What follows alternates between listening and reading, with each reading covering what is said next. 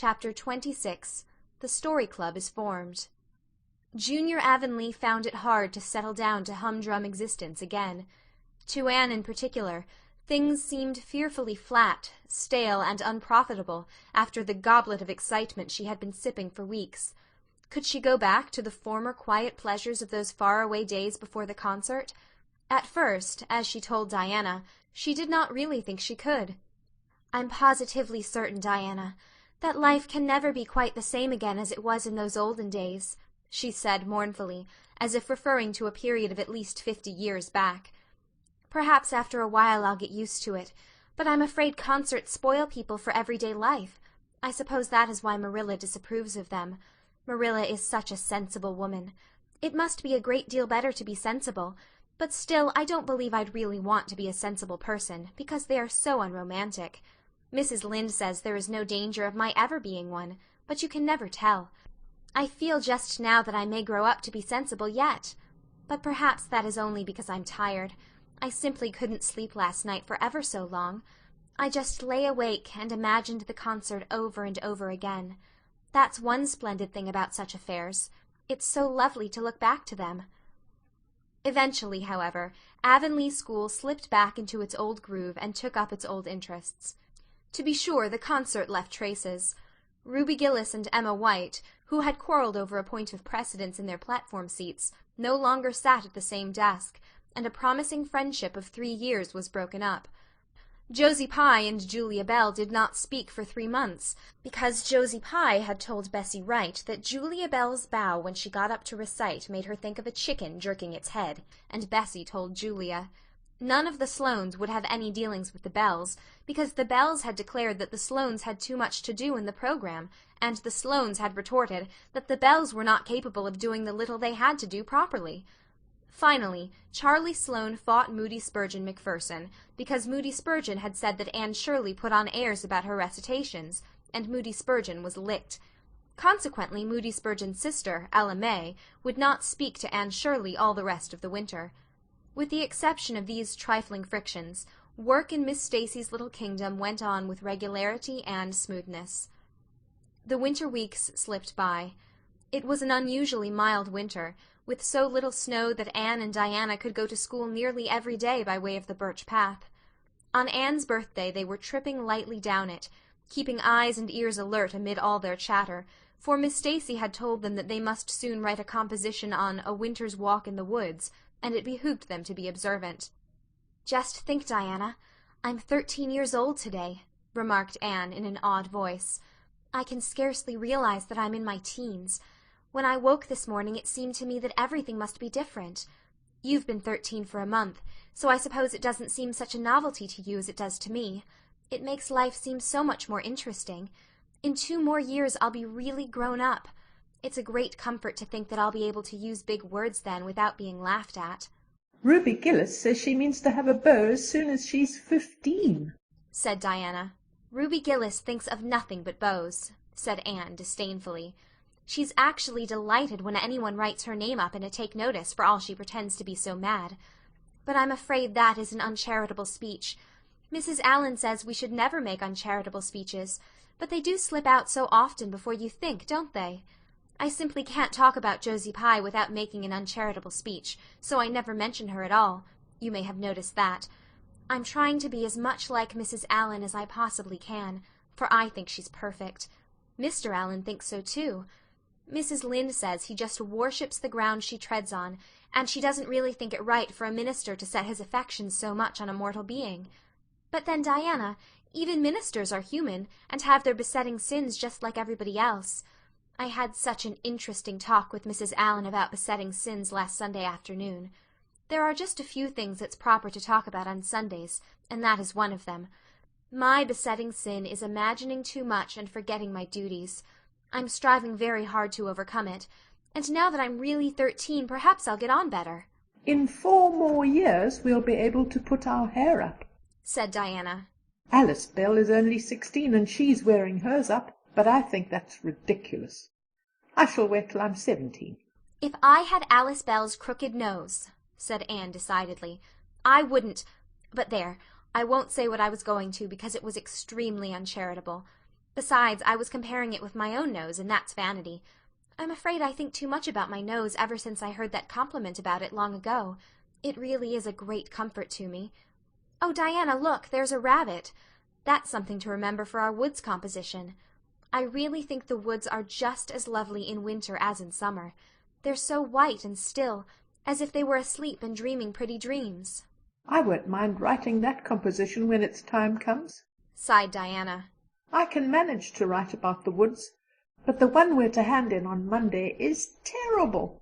The idea of Miss Stacy telling us to write a story out of our own heads. Why, it's as easy as wink, said Anne. It's easy for you because you have an imagination, retorted Diana. But what would you do if you'd been born without one? I suppose you have your composition all done. Anne nodded, trying hard not to look virtuously complacent and failing miserably. I wrote it last Monday evening. It's called The Jealous Rival, or In Death Not Divided. I read it to Marilla, and she said it was stuff and nonsense. Then I read it to Matthew, and he said it was fine. That is the kind of critic I like. It's a sad, sweet story. I just cried like a child while I was writing it. It's about two beautiful maidens called Cordelia Montmorency and Geraldine Seymour, who lived in the same village and were devotedly attached to each other. Cordelia was a regal brunette, with a coronet of midnight hair and duskly flashing eyes. Geraldine was a queenly blonde, with hair like spun gold and velvety purple eyes. I never saw anybody with purple eyes, said Diana dubiously. Neither did I just imagined them. I wanted something out of the common. Geraldine had an alabaster brow, too. I've found out what an alabaster brow is. That is one of the advantages of being 13. You know so much more than you did when you were only 12. Well, what became of Cordelia and Geraldine? Asked Diana, who was beginning to feel rather interested in their fate. They grew in beauty side by side until they were 16. Then Bertram de Vere came to their native village and fell in love with the fair Geraldine. He saved her life when her horse ran away with her in a carriage, and she fainted in his arms, and he carried her home 3 miles, because, you understand, the carriage was all smashed up. I found it rather hard to imagine the proposal, because I had no experience to go by. I asked Ruby Gillis if she knew anything about how men proposed, because I thought she'd likely be an authority on the subject, having so many sisters married. Ruby told me she was hid in the hall pantry when Malcolm Andrews proposed to her sister Susan. She said Malcolm told Susan that his dad had given him the farm in his own name, and then said, "What do you say, darling pet, if we get hitched this fall?" And Susan said, "Yes, no, I don't know, let me see." And there they were, engaged as quick as that. But I didn't think that sort of a proposal was a very romantic one, so in the end I had to imagine it out as well as I could. I made it very flowery and poetical, and Bertram went on his knees, although Ruby Gillis says it isn't done nowadays. Geraldine accepted him in a speech a page long. I can tell you I took a lot of trouble with that speech. I rewrote it 5 times, and I look upon it as my masterpiece.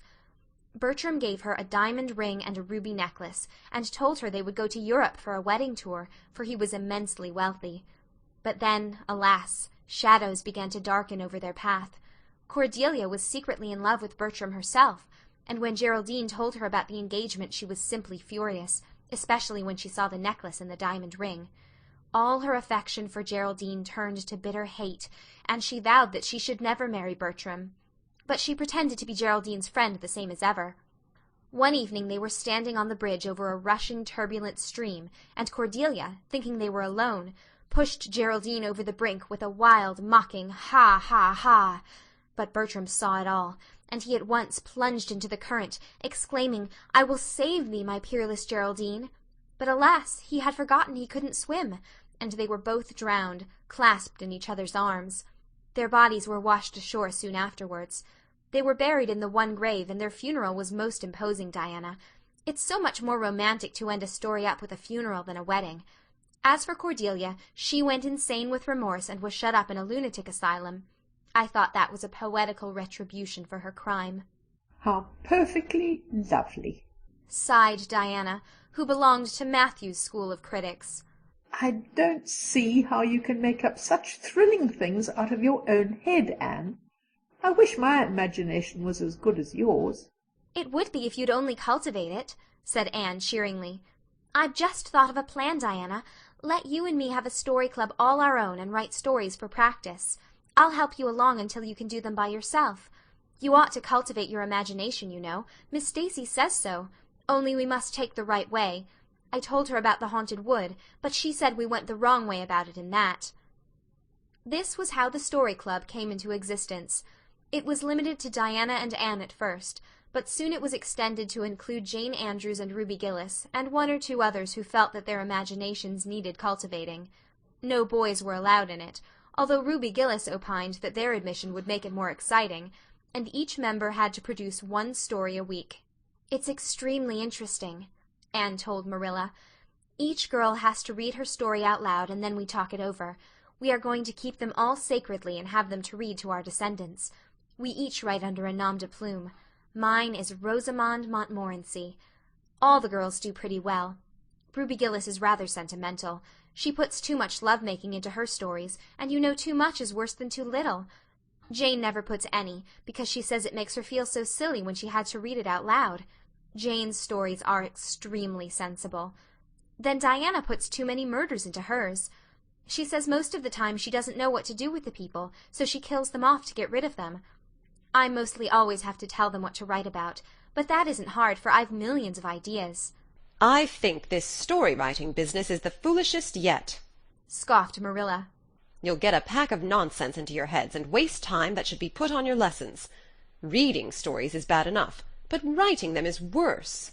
"But we're so careful to put a moral into them all, Marilla," explained Anne. "I insist upon that. All the good people are rewarded and all the bad ones are suitably punished. I'm sure that must have a wholesome effect. The moral is the great thing. Mr. Allen says so. I read one of my stories to him and Mrs. Allen, and they both agreed that the moral was excellent. Only they laughed in the wrong places. I like it better when people cry. Jane and Ruby almost always cry when I come to the pathetic parts. Diana wrote her Aunt Josephine about our club, and her Aunt Josephine wrote back that we were to send her some of our stories. So we copied out 4 of our very best and sent them. Miss Josephine Barry wrote back that she had never read anything so amusing in her life. That kind of puzzled us, because the stories were all very pathetic and almost everybody died. But I'm glad Miss Barry liked them. It shows our club is doing some good in the world. Mrs. Allen says that ought to be our object in everything. I do really try to make it my object, but I forget so often when I'm having fun. I hope I shall be a little like Mrs. Allen when I grow up. Do you think there is any prospect of it, Marilla?" "I shouldn't say there was a great deal," was Marilla's encouraging answer. "I'm sure Mrs. Allen was never such a silly, forgetful little girl as you are." "No, but she wasn't always so good as she is now either," said Anne seriously. "She told me so herself. That is, she said she was a dreadful mischief when she was a girl and was always getting into scrapes. I felt so encouraged when I heard that. Is it very wicked of me, Marilla, to feel encouraged when I hear that other people have been bad and mischievous? Mrs. Lynde says it is. Mrs. Lynde says she always feels shocked when she hears of anyone ever having been naughty, no matter how small they were. Mrs. Lynde says she once heard a minister confess that when he was a boy he stole a strawberry tart out of his aunt's pantry, and she never had any respect for that minister again. Now I wouldn't have felt that way. I'd have thought that it was real noble of him to confess it, and I'd have thought what an encouraging thing it would be for small boys nowadays who do naughty things and are sorry for them, to know that perhaps they may grow up to be ministers in spite of it. That's how I'd feel, Marilla." "The way I feel at present, Anne," said Marilla, "is that it's high time you had those dishes washed. You've taken half an hour longer than you should with all your chattering. Learn to work first and talk afterwards." End of chapter 26.